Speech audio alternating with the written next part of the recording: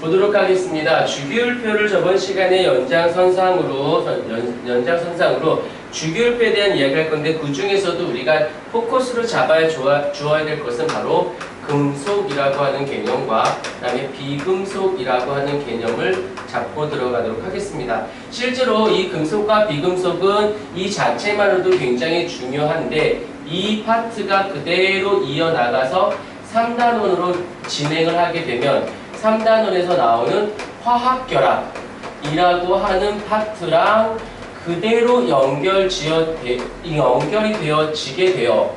그 다음에 이 금속이라는 것은 전자를 잃어버리기 때문에 무엇이 된다? 전자를 잃어서 양이온이라는 것이 되어지고요. 그 다음에 비금속이라는 것은 전자를 얻기 때문에 음이온이라고 하는 개념으로 이어져 나갈 수가 있습니다. 그래서 이 금속과 비금속을 그냥 단순하게 외우는 것이 아니라 바로 주기율표라고 하는 이 관계 속에서 금속과 비금속을 이해를 하시게 되어야 하고요. 그것을 그대로 끌고 나가면 3단원, 그것의 같은 개념인 양이온과 음이온. 조금 더 나가보도록 할게요. 4단원에서 우리가 살짝 배우긴 했지만, 여기서 금속에서 양이온이라는 말의 개념은 전자를 잃어버렸다. 전자 이름. 전자를 잃었다의 개념이기 때문에 전자의 이름을 우리는 좀 더 유식한 말로 뭐라고 했더라? 산화반응이라는 단어를 사용을 했을 것이고, 전자를 얻었다의 개념이니까 전자 얻음은 무엇이 되어져요? 환원 반응이 되어진다는 거. 산화 반응과 환원 반응에 대한 개념을 같이 연장선상으로 이어나가는데, 금속과 비금속이 중추적인 역할을 하기에 반드시 오늘 수업은 무진장하게 중요하다는 거 잊지 않도록 하십시다. 거기 표를 보시게 되면 금속 원소와 비금속 원소에서 보게 되면 열과 전기 전도성이라는 단어가 나옵니다. 열이 잘 전달되느냐, 전기가 잘 전달되느냐 라고 할 때 열이나 전기를 전달시켜 주게 하는 가장 근본적인 물질이 누구다? 전자나 이온입니다. 특히 여기서 전자야. 근데 여기서 잠깐만 볼까? 여기서는 전자를 어떻게 해? 버려요. 그럼 나갈 전자를 우리는 자유전자라는 말을 쓰거든. 그 아이 자체가 돌아다니잖아. 전기를 그대로 통하게 해주고. 열이 났어. 어디서 열이 났어? 그럼 전자 입자가 돌아다니다가 근처에 지나가다 어떻게 될까? 열을 흡수하겠죠. 그럼 어떻게 막 움직여서 열이 직접적으로 닿지 않는 먼 곳에 갔을 때도 거기 내가 뜨거워진 상태잖아. 그러니까 이런 거지. 여기가 뜨겁고 여기는 뜨겁지 않아. 근데 전자가 자유롭게 돌아다니다가 여기 왔어. 이쪽에 열이 발생하니까 열이 어쩔 수 없이 열 평형에 의해서 흡수가 되어졌을 거야. 그럼 내가 에너지를 가졌네. 근데 막 돌아다니다 보니까 이쪽 동네는 안 뜨거운 곳이야. 그러니까 상대적으로 다시 열평형에 의해서 내가 열을 바깥으로 방출. 그래서 금속 같은 경우가 대표적인 그런 게, 쇠젓가락이나 냄비 같은 경우는 냄비 손잡이를 생각을 해보자. 냄비 손잡이에 직접적으로 열이 가해졌어?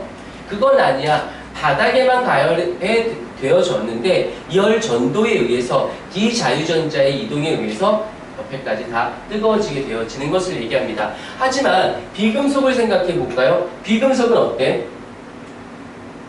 전자를 가져서 얘를 움직이게 붙들고 있어. 붙들고 있단 말이야. 전자가 움직이기가 상당히 까탈스럽죠. 그러니까 열 전도성이나 전기 전도성이 매우 낮다, 아니면 적다. 단 흑연은 예외가 됩니다. 흑연이라고 하는 층상 구조의 형태를 띠고 있기 때문에 얘가 탄소가 결합할 수 있는 결합선이 4개인데 이 흑연은 3개밖에 결합 안 해요. 하나가 남아. 요 남는 것 때문에 전류가 흐를 수 있다. 요 정도 나중에 하도록 하고요.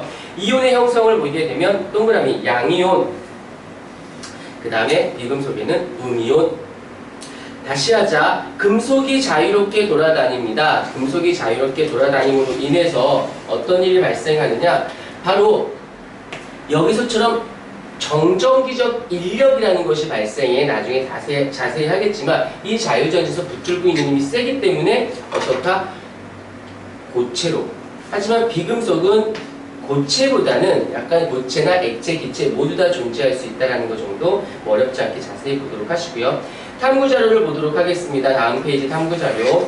A와 C, 여기서 우리 팁이 하나 있습니다. 여기서 문제상에서 오게 되면 절대 어떤 원소예요? 누구예요? 라고 얘기해 주지 않습니다. 그렇기 때문에 이렇게 임의의 원소가 나오면 반드시 실제 원소로 바꿔주셔야 됩니다. 지금 거기다 옆에다 써주도록 할까? 임의의 원소는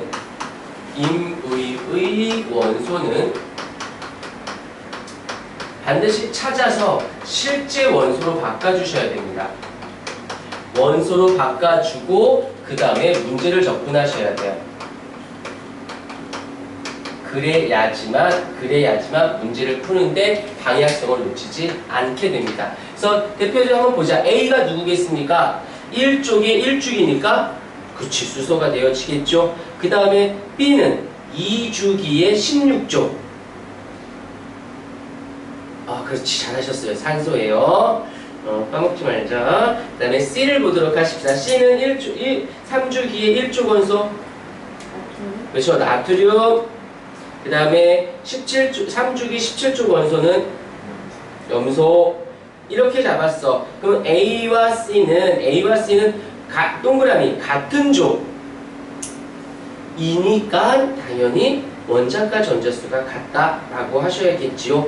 그 다음에 C와 D를 보시게 되면 같은 주기야. 자, 하나하나씩 해석할 거야. 어려운 게 아니라 해석하는 겁니다. 여기서 보면 자료 해석을 보게 되면 A하고 C의 특징은 뭐야? 같은 족이다라는 것을 먼저 캐치를 하셔야 되고요. 그 다음에 C, D를 보시게 되면 C하고 D는 어때?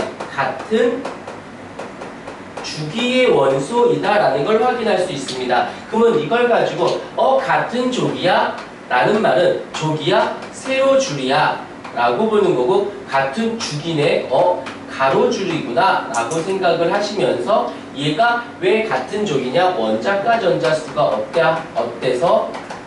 그렇죠. 원자과 전자의 수가 동일하여서 그 다음에 얘는 무엇이? 껍질수가